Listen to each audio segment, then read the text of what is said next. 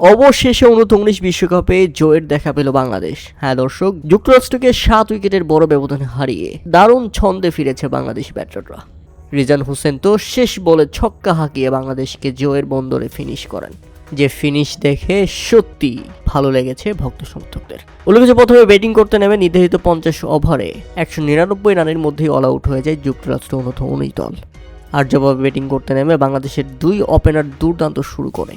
Javad Abrar এবং রিফাত বেগ, এই দুই ব্যাটসম্যান মিলেই করেন 86 বলে 78 রানের চোখ ধাঁধানো এক পার্টনারশিপ। তবে হাফ সেঞ্চুরি পাওয়া হয়নি জাওয়াদ আবরারের। 42 বলে 47 রান ইনিংস খেলে ফিরে গেছেন প্যাভিলিয়নে।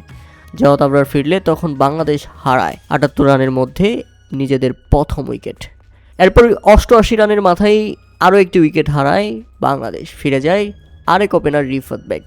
এই ব্যাটসম্যান প্যাভিলিয়নে ফেরার আগে খেলেছেন 55 বলে 30 রানের এক ইনিংস।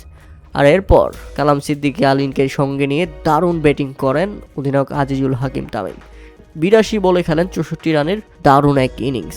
50 তুলে নিয়েই আল্লাহর শুকরিয়া আদায় করেন, সেই সাথে বাংলাদেশও পৌঁছে যায় জয়ের বন্দরে। ফেরার আগে 82 বলে 64 রান করেছেন আজিজুল হাকিম তামিম। তামিম ফিরলে বাংলাদেশ হারায় 176 রানের মধ্যে 3 উইকেট। এরপর দলকে দারুণভাবে ফিনিশ করেছেন কালাম সিদ্দিকী আলীন এবং রিজান হোসেন।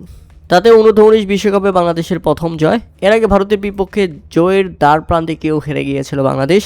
এরপর নিউজিল্যান্ডের বিপক্ষে 20টি কারণে ম্যাচটি ড্র হয় এবং সর্বশেষ তৃতীয় ম্যাচে যুক্তরাষ্ট্রকে 7 উইকেটের বড় ব্যবধানে হারিয়ে দিল যুবরা।